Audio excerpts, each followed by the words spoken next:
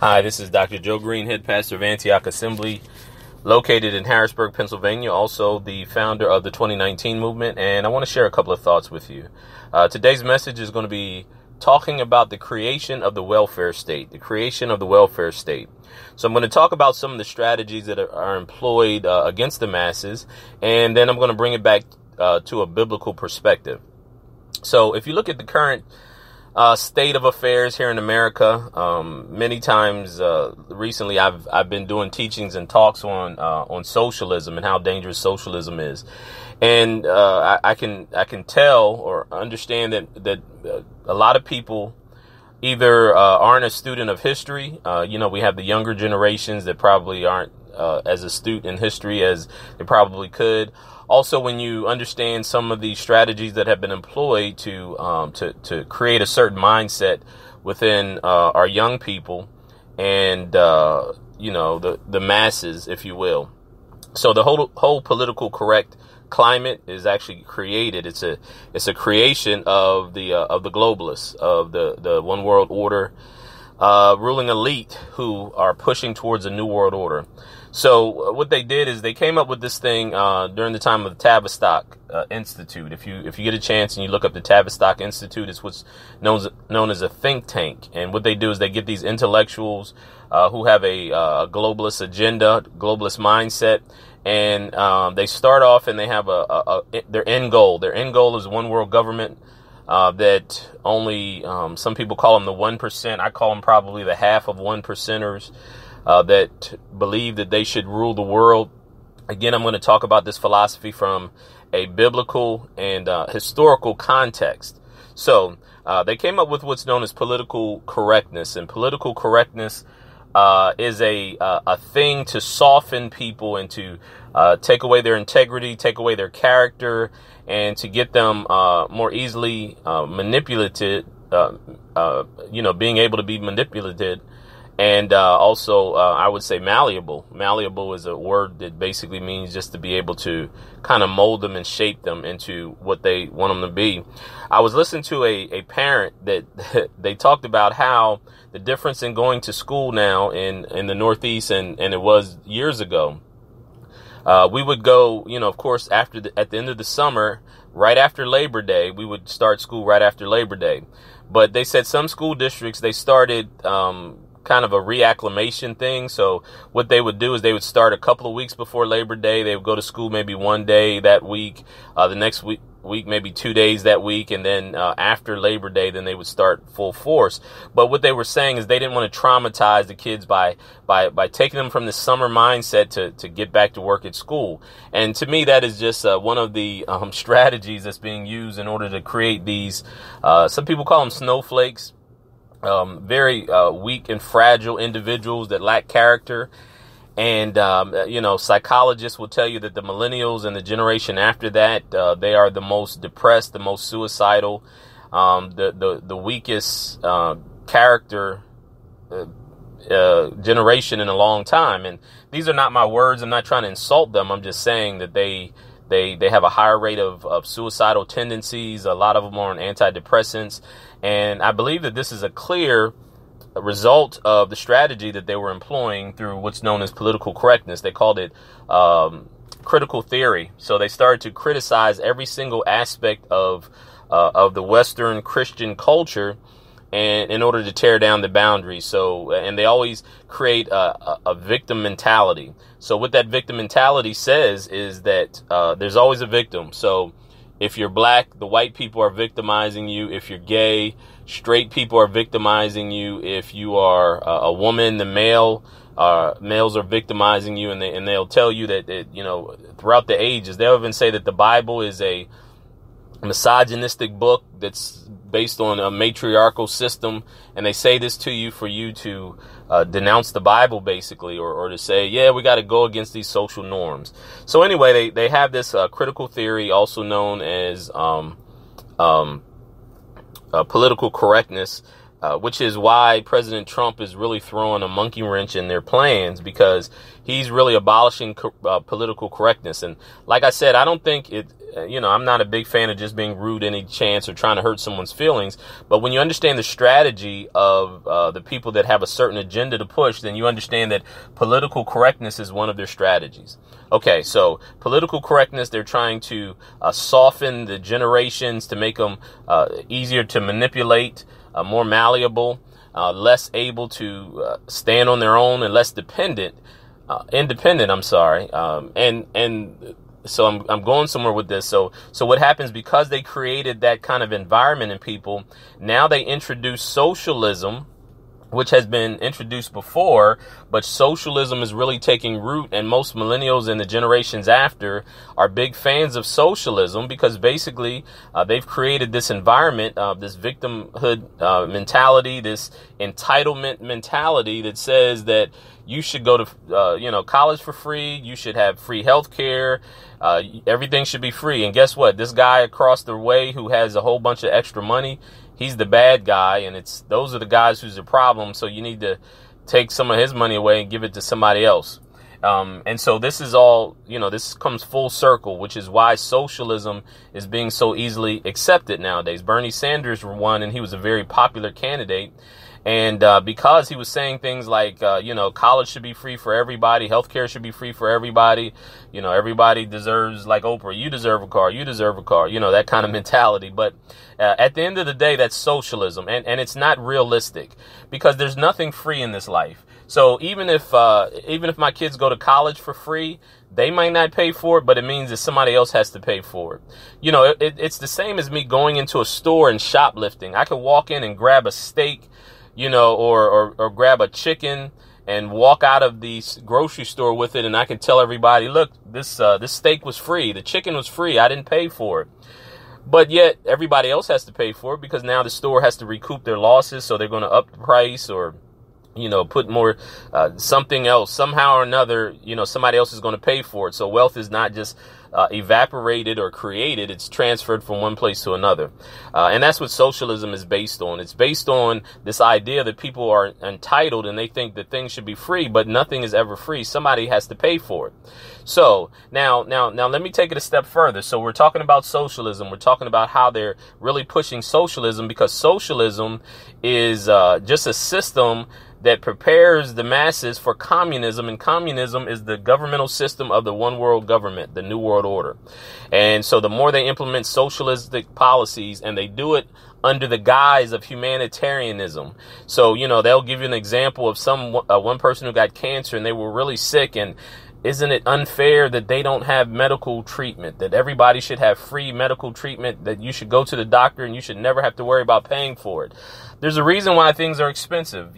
Doctors have to pay a lot of money to go to school, and you want well-trained doctors. So the better the school they go to, the better the training they go through, the more money they have to pay. So now they either have to take out a loan or something like that. They're going to have to repay the loan. Malpractice insurance is extremely high. So doctors have to charge more, because if they do something wrong and they get sued, they run the risk of a huge lawsuit. And so, nothing is ever free. Pharmaceutical drugs, and with the pharmaceutical drug company, now I know they do gouge prices, for the most part, but there's somewhat of method to the madness now, to a small extent, or not. I won't say a small extent. I'll give them more the benefit of the doubt. There's a lot of research and development that goes into new pharmaceutical drugs, and so that costs a lot of money. And so usually what happens is when they get a prescription that gets accepted by the FDA and gets approved and goes on the market, there's probably 9 or 10 or 11 other drugs that didn't make the cut. So, they have to pay for those things. So, but anyway, I say all that to say that medicine can't be free. Somebody's going to pay for it, whether it's your taxes going up a tremendous amount. They give examples of like Europe, and in Europe, the places that they have free healthcare, the taxes are like 60%. So they're going to have to increase taxes dramatically. And most people don't want to pay more income tax. I know I don't want to pay more income tax than I have to. So, that it's not realistic. So they use these things they use these emotional triggers, and they use these scenarios to get people that to be so caught up in the ideal about these things. See, Bernie was an ideologue. And so what he did is he stood on these principles of everything should be free. We live in a rich country and people shouldn't have to pay. And I heard him say one thing, and I'm going to move on from Bernie. I heard him say something that was really ridiculous. What Bernie said was that, he talked about student loan debt and how these poor people, it's not fair that middle class and lower middle class people, I always say mainly middle class because they usually take the brunt of all these things. He says it's not fair that middle class children that come from middle class families have to come out of college with a huge amount of debt. He says it should be just like rich kids. Rich kids come out of college without any debt. Now, on the surface, and that's why you got to pay attention to words, because words and phrases do mean something. On the surface, that seems like, oh, yeah, that's a great idea, Bernie. Yeah, it's not fair. How come rich kids don't have to pay college loans back, student loans back, but middle-class people do? But he's missing one key factor. The reason that rich kids don't have student loan debt is because their parents are rich and they pay for them to go to college. When you go and fill out your FAFSA or your financial aid forms, you got to give your parents income. And so rich kids don't get any student aid because their parents are wealthy. And so their parents usually pay for their college, which is why they don't have student loan debt. So again, going back to this socialism mindset, what Bernie and what the socialists will have you to believe is that because it's unfair that, rich kids don't have to pay college loan debt and poor kids do, then these rich people should be punished and they should have to pay for your kids to go to college. And that's what it all boils down to, because somebody has to pay for it. Somebody's going to pay for it. And really what socialism does, this mindset of entitlement and, what it does is it wants to penalize people for being wealthy. Most rich people, and, the Bible even talks about leaving an inheritance for your children. So think about it. Why is it evil that if I go out here and come up with an idea or a creation, what if I invented something that was really great? Like, say, for instance, the person that invented, a microwave oven. So if I invented a microwave oven, because of my ingenuity and my engineering ability, I come up with this great product. And because of that, I have the patent and I make millions and millions of dollars. I should be able to keep those millions and millions of dollars. I shouldn't be punished by it. It's not a bad thing. Ingenuity is the thing that really drives the economy. But what this socialistic mindset will have you to believe is that because I might have went out and gotten millions and millions of dollars and I stored up wealth and passed it on to my children, that somehow or another I should be punished by society as a whole, but more specifically the government. So the government should come in and say, you have these, you're worth $50 million and this other family's poor, so we're going to take half of your $50 million and give it to these poor people. And that's called stealing, actually. And that's not right. But what happens is they make it seem like it makes sense, but it really doesn't. Okay, so let's move forward. So anyway, you have socialism that is a precursor to communism, which is the New World Order. And what you have is a thing called Darwinism or social Darwinism. So if you're familiar with Charles Darwin's book called The Origin of the Species by Means of Natural Selection, it is the basis for what they teach in schools, which is the theory of evolution. So when you understand the theory of evolution, then you also had another person named Robert Malthus. Malthusian philosophy is survival of the fittest. You had Robert Dalton and some of these other philosophers. And what they were elitists or globalists.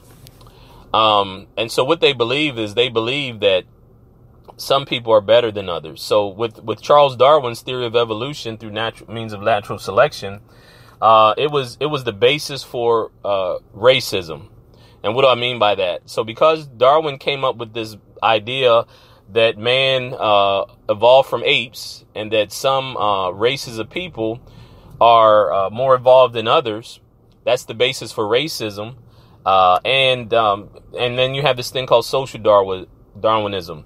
Now, eugenics, which is what Planned Parenthood is based on. Margaret Sanger, she was a eugenicist, but she was also a social Darwinist. And other people. You know, the Nazis were a type of social Darwinists. And so when I mean by social Darwinism, because they believe in evolution, they believe in, because the subtitle of Charles Darwin's book is The Race to Preserve the Favored Races in the Quest for Life. So what he was saying is that because some races are more evolved than others, then, there's a limited amount of resources in the earth. And because there's a limited amount of resources in the earth, then we have to get rid of the lower forms, the less evolved races of people, to make sure that the superior races have more resources.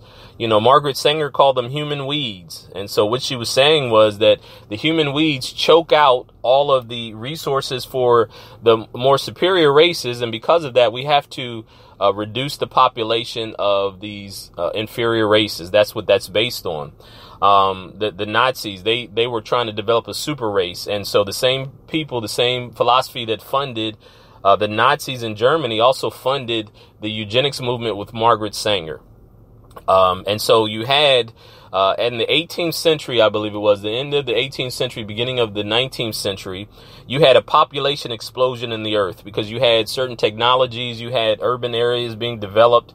And so because of that, the population began to grow. And so these people with this superior racial superiority mindset, they came up with strategies in order to reduce certain populations of people. Now, all this is well documented. This is not something that I'm just making up. If you read Charles Darwin's The Origin of the Species, if you read Robert Malthus's philosophies, if you read Margaret Sanger's book, she had one called The Pivot of Civilization, and she was basically saying that after the abolishment of slavery, that in the 20th century Western world was at a pivotal point, and that you had to come up with a strategy. She called it the Negro dilemma or the Negro problem.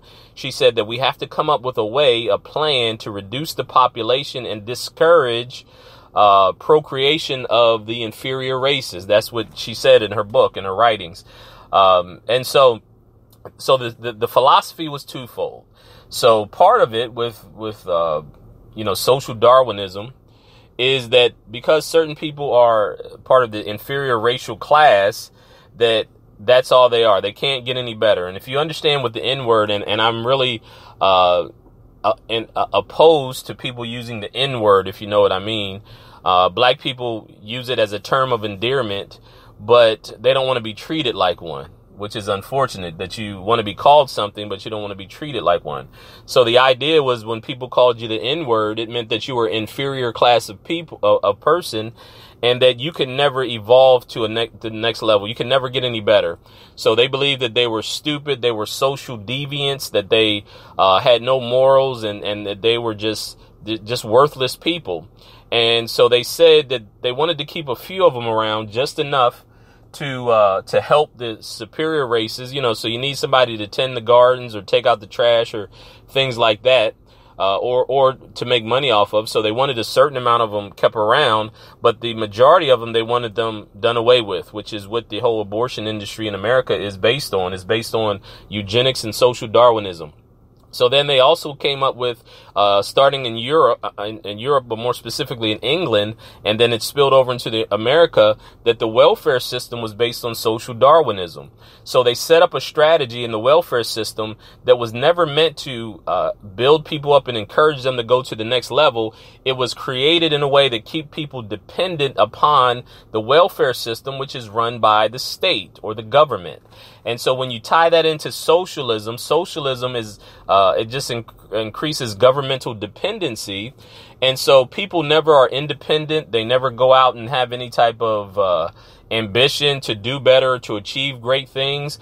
They believe, because of them being inferior, that the only way that they can survive is when the government takes care of them. And so that's why you've attached this mindset of blacks and other races to welfare. And even in the liberal mindset, the liberal democratic left-leaning philosophy, if a person does something to attack the welfare system, they say it's racist. They'll say that policies that take away from the welfare system are racist. And so the philosophy or the belief is that the government doesn't take care of these inferior races, then they'll never be able to achieve anything. And again, I'm going by their philosophy, what they've stated, what they've written, and then you can see the results of that as well. And so when you look at the government, when you look at the even the black community, the black culture, the family has gotten weaker progressively over the last 50 years than it was the preceding 100 years. So from the 1960s to the 1860s, 1860s when slavery was abolished, 1865, until the 1960s, black communities were getting stronger. The families were relatively strong. We had one of the strongest family structures out of all classes of people. Now, from 1960 until 2018, the opposite is true. So we have one of the weakest family structures. We have one of the most dependent groups of people, proportionately out of other groups of people. So a lot of people say, well, yeah, white people's on welfare too. And that's a true statement. But I'm saying black people are on assistance at a disproportionate rate. Black unemployment is higher than other races of people, than whites and Asians and other races of people. And because social Darwinism comes with the mindset that blacks and other people are inferior groups of people, that they can never pull themselves up. They can never achieve anything. And so even if you go in the inner cities and the urban areas, many black boys, they don't believe that they'll ever be able to achieve anything. So unless they can play basketball or football, or unless they're a rapper or a drug dealer, most of them don't really see rationally. They don't believe that they'll be able to achieve anything significant in life. Which is why they turn to some of the things that they turn to. But again, I just wanted to bring forth this philosophy for you to understand it, and to understand how evil and wicked socialism is at its core. I'm not saying that everybody who's a socialist is evil or wicked, obviously, but what I'm saying is the foundational principles behind it is evil and wicked. Now, like I said when I first started, I'm going to bring it full circle to the Bible, because some people will say white supremacy. They'll say, racism and different things are the primary thing. But you have to understand that this is about the ruling elite. This is about the 1% or the half of 1%. That's a different group of people than categorizing people as white. If you understand that in the beginning of the 20th century, Italians and Irish they weren't considered white. They were considered non-whites. They weren't considered. It wasn't until 1920s or 1930s that Irish and Italians and some other groups of people were even considered white. They were considered non-whites. So you had the blacks, you had non-whites, and then you had whites. And so the whites were the superior races of people based on their philosophy. And then you had the other groups of people. So I say all that for you to understand what happened. In Genesis 3, we have the serpent. The serpent goes to Adam and Eve, and he tells them that if you get this secret knowledge from the tree of knowledge of good and evil, then you'll be like God, and you can determine what's right and what's wrong. And because of that, you have this group of people that adhere to that philosophy. They believe that they're gods, and they also believe that the rest of society is inferior or human weeds. This has been Dr. Joe Green, and thank you for tuning in, and more to come, so stay tuned.